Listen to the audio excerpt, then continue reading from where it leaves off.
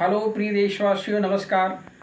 आज मैं अम्बेडकरवाद बनाम आडंबरवाद चैनल में आपका स्वागत करता हूं। मैं तहे दिल से आपका अभिनंदन करता हूं, वंदन करता हूं, नमन करता हूं।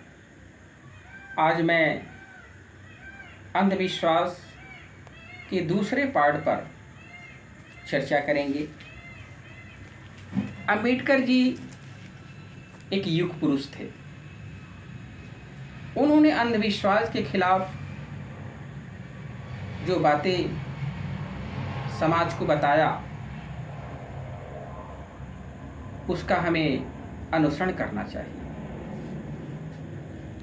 ये दुनिया क्रमिक विकास से धीरे धीरे आगे बढ़ी। जैसे जैसे इंसान ज्ञान प्राप्त करता चला गया,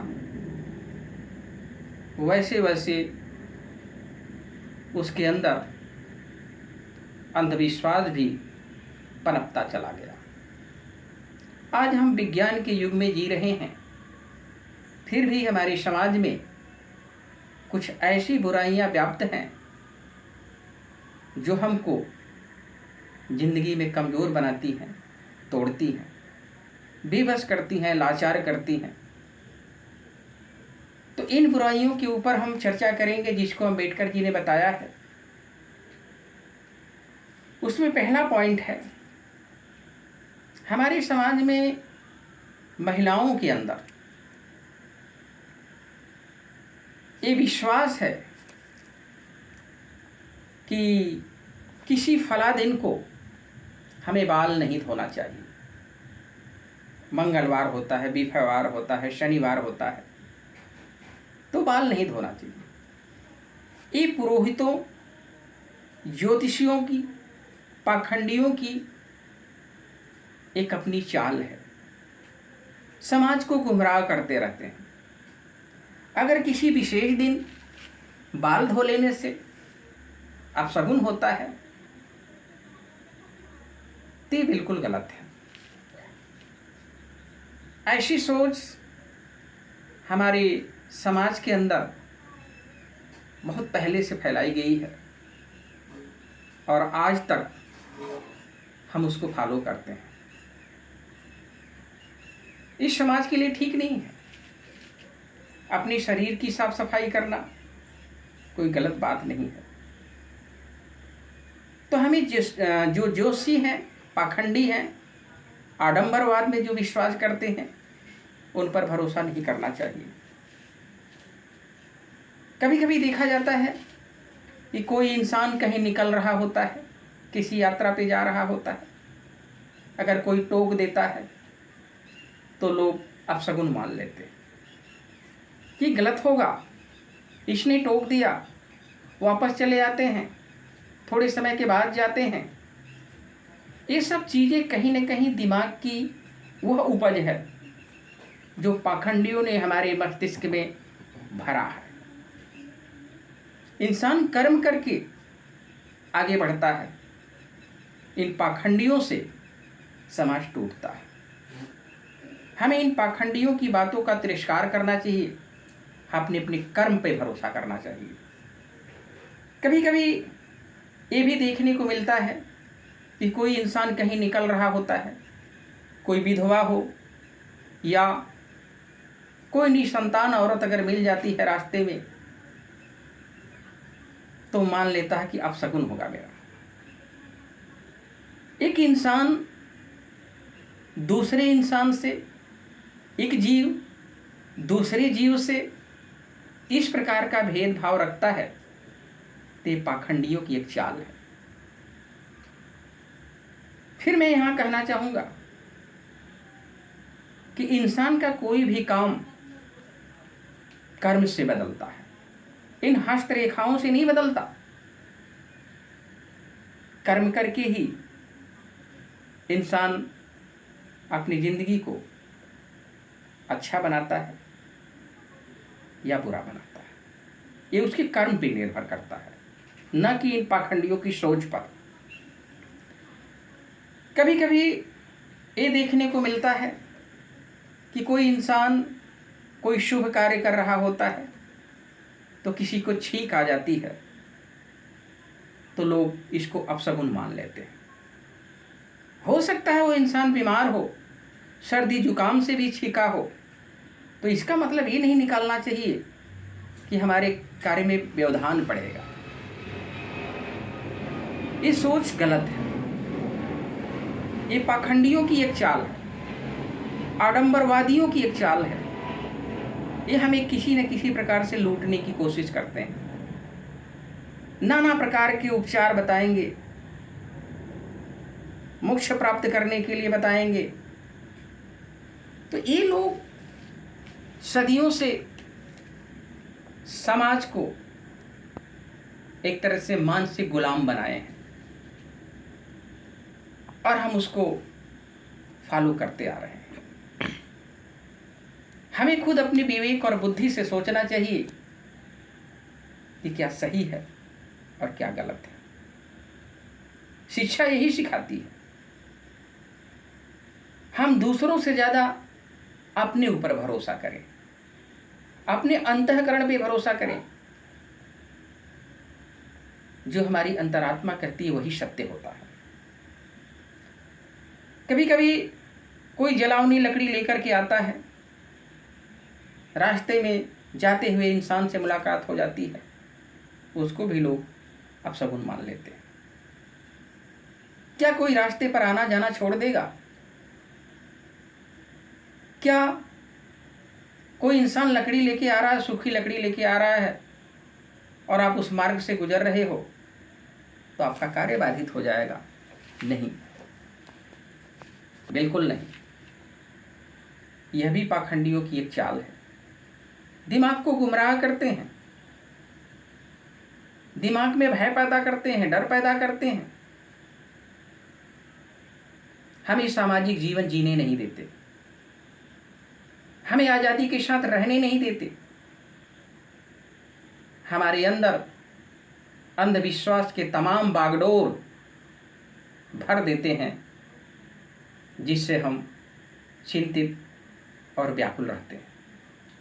इससे समाज का भला नहीं होता। कहते हैं सब्जी बेचने वाला, ये अंबेडकर जी की सारी बात मैं बता रहा हूं, सब्जी बेचने वाला अगर मार्ग में आ जाता है तो बड़ा शुभ होता है। ये कहां से दिमाग के अंदर आ गया कि सूखी लकड़ी लेके जा रहा है तो अपशगुन होगा, सब्जी लेके जा रहा है तो शगुन होगा? ये हमारे दिमाग में जो कल्पनाएं उभरती हैं, वो कल्पनाएं कैसी उभर रही हैं, ये हमारे सोच पे निर्भर करता है।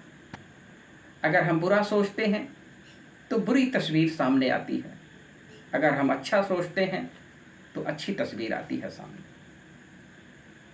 तो कुछ नहीं है, हमें अपनी सोच में परिवर्तन करना है। कैलेंडर देखते हैं, कैलेंडर में तमाम शादी विवाह की तारीखें तय कर दी जाती हैं। लोग उन्हीं तारीखों के अनुसार शादी विवाह का कार्यक्रम तय करते हैं और बता देते हैं कि यही शुभ है, अगर इस तारीख को नहीं करोगे तो अशुभ होगा। ये पाखंड है, ये आडंबरवाद है। अंबेडकर जी इसको नहीं मानते थे। जीवन में सच्चे मन से जिससे लगाव हो गया वही जीवन का सच्चा रक्षक होता है। ये पाखंडी भक्षक हैं, हमारी गाढ़ी कमाई को लूटते हैं और हमको कमज़ोर से कमज़ोर बनाते चले जाते हैं। हमें इन सब बातों पर ध्यान नहीं देना है, सिर्फ अपने कर्म पे ध्यान देना है, क्योंकि कर्म से ही इंसान अपने जीवन को बनाता है। जन्म कुंडली पाखंडियों की एक चाल है। जन्म कुंडली में दिखाते हैं कि लड़की मांगलिक है तो मांगलिक से विवाह होना चाहिए, अगर अमांगलिक से विवाह हो गया तो पति की मृत्यु हो जाएगी।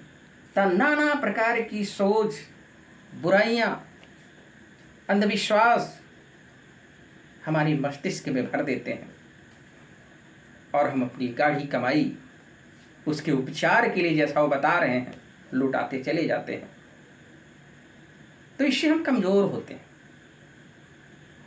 इससे हमारा भला नहीं होता। जोशी या पाखंडी हमेशा आम जनता को मूर्ख बना करके लूटने का कार्य करते हैं और लूटते भी हैं। आज भी जब विज्ञान इतना आगे बढ़ चुका है, पढ़े लिखे लोग, अशिक्षित की बात तो छोड़ दीजिए, पढ़े लिखे लोग भी इस अंधविश्वास में आकर के मोटी रकम, अपनी जिंदगी की गाढ़ी कमाई गंवा देते हैं। शमशान घाट पे भी नहीं छोड़ते ये लोग, वहां पर मोक्ष का दर्शन कराने के लिए नाना प्रकार के श्लोक बोलते हैं। पता नहीं श्लोक ये सही बोलते हैं कि गलत भी बोलते हैं, ये भी पता नहीं होता हमको आपको, और बोल करके उल्टा सीधा हमसे पैसा ले लेते हैं, गुमराह करते हैं, दिमाग को शंकाओं से भर देते हैं। मरने के बाद कोई मोक्ष देखा है? कोई देखने वाला रहा है? ये तो जिंदगी है, जो इस जीवन में आया है उसको एक दिन जाना है, ये तय है, ये निश्चित है। तो हमें अपनी कर्म के आधार पर अपने जीवन को जीना चाहिए और अपनी जिंदगी के पहिए को संचालित करना चाहिए। यही हमारे लिए शुभ होगा। जब लोग नया वाहन खरीदते हैं तो भी पाखंडी नहीं छोड़ते, गाड़ी की चाबी लेकर के किसी देवी देवता की मूर्ति पर चढ़ाते हैं, सिंदूर लगाते हैं, नारियल फोड़ते हैं, चुनरी बांधते हैं और हमसे मोटी रकम लेते हैं, क्योंकि दहशत में डाल देते हैं कि अगर ऐसा नहीं करोगे तो तुम्हारी गाड़ी के साथ ऐसा होगा, दुर्घटना होगा, इस तरह से जान जा सकती है, ऐसे जान जा सकती है, ये कार्य कर लोगे तो शुभ ही शुभ है। क्या कोई बता दे कि तमाम लोग तीर्थ यात्रा पे जाते हैं, कभी कभी तो लोग तीर्थ यात्रा में ही अपनी जान गंवा देते हैं। तो इन पाखंडियों की सोच सिर्फ अपने भले के लिए करते हैं, समाज का भला नहीं करते, सिर्फ अपना भला करते हैं। इन लोगों से दूर रहना है। यहाँ पर एक और बात मैं कहना चाहूँगा। दिल्ली के 2 भक्त थे, वो मंदिर में जाकर के 57 किलो सोना चढ़ाए। अब जरा समझने की कोशिश करिए, ये 57 केजी सोना अगर उस इंसानों के लिए उपयोग में लाया गया होता जो जिंदगी से संघर्ष कर रहे हैं, जो आर्थिक रूप से कमजोर हैं, उनकी सेवा में नहीं लगा सकते। ये पाखंडी गरीब को, अमीर को, सबको लूटने का कार्य करते हैं। ये किसी को नहीं छोड़ते, किसी के नहीं है। ये देश के विकास में एक बहुत बड़ी बाधा है।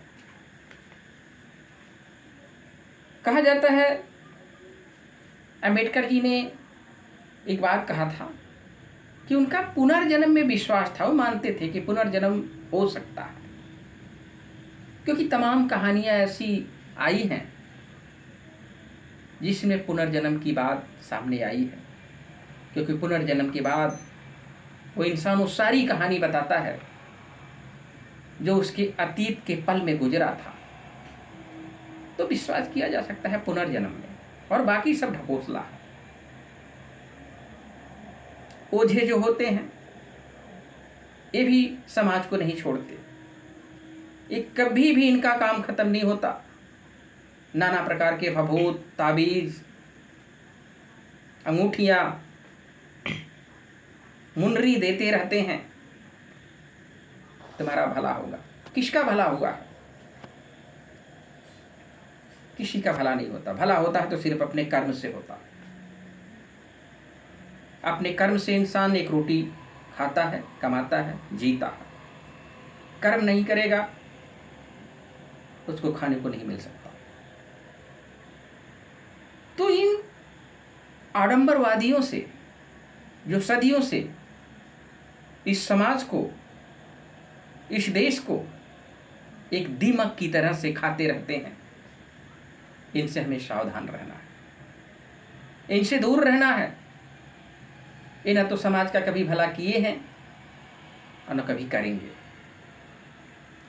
इसके बाद हमारे देश में एक विचित्र प्रथा चलती थी अतीत में, सती प्रथा। जरा कल्पना करिए उस औरत के लिए जिसका पति अगर मर जाता था, ये समाज है उस औरत को जिंदा जलाते थे, वो भी मदिरा पिला के जलाते थे ताकि उसको दर्द का एहसास ना हो। जरा कल्पना करिए कि एक औरत का अगर पति मर गया, उसकी चिता सजाई गई और जब आग लगाया जाता था तो उस औरत को उसी चिता में जलना था। कितनी कष्टदायक, कितनी पीड़ादायक, कितनी दिल को हिला देने वाली ये प्रथा थी। शुक्र है ये प्रथा समाज से विलुप्त हो चुकी है। ये सौभाग्य की बात है। तो अगर हम अपने विवेक से, अपने तर्क से, अपने ज्ञान से जीने की कोशिश नहीं करेंगे तो ये पाखंडी, ये आडंबरवादी हमारी जिंदगी को तबाह कर देते हैं, एक गंदा नाला बना देते हैं। जाति प्रथा भी इन्हीं की फैलाई हुई एक चाल है। एक कहते हैं कि शूद्र अगर उच्च वर्ग का सेवा करे तो उसे मोक्ष मिलता है। वाह, इंसान सब बराबर होते हैं। ये व्यवस्थाएं, वर्ण व्यवस्थाएं बनाई गई हैं, इस समाज के हित में नहीं है। वर्ण व्यवस्था कभी भी समाज का हित नहीं किया, अहित किया। अंबेडकर जी अगर न इस दुनिया में आए होते तो दलितों की जिंदगी एक कीड़े से भी बदतर होती। शुक्र करते हैं कि ये महापुरुष इस धरती पर जन्म लिए और अपने ज्ञान, विज्ञान, अपनी शिक्षा से उन्होंने देश दुनिया को एक नई दिशा और दशा दी। तो हम अंबेडकर जी की सदैव ऋणी रहेंगे कि उन्होंने जब तक जिंदा रहे हमारा मार्गदर्शन करते रहे, समाज के लिए जिए, अपने लिए नहीं जिए। तो कोटि कोटि नमन करते हुए हम अपनी वाणी को यहाँ विराम देते हैं। फिर अगले क्रम में इस पर हम चर्चा करेंगे। बुद्धं शरणं गच्छामि, धम्मं शरणं गच्छामि, संघं शरणं गच्छामि। जय संविधान, जय भीम, जय भारत। नमो बुद्धाय, नमो बुद्धाय, नमो बुद्धाय।